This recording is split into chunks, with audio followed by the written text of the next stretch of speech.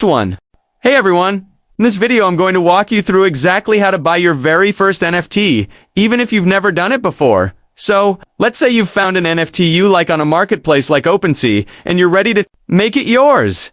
The process is actually pretty simple once you know the steps. The first thing you'll do is click that Buy Now button. This means the NFT is already listed for sale. No bidding, no waiting. Now it's time to connect your crypto wallet. If you haven't done this yet, don't worry. OpenSea will guide you through it.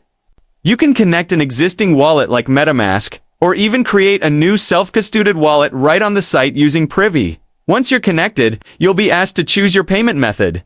If you've got crypto, great! Just make sure your wallet is funded. But if you're new to crypto, you can actually just pay with a credit or debit card. Super convenient. Next, take a second to review the fees. You might notice the total is a bit higher than the listed price. That's because of network fees, also known as gas fees, plus a small processing fee if you're using a card. These fees go to the blockchain network, not the marketplace. After that, go ahead and enter your payment info.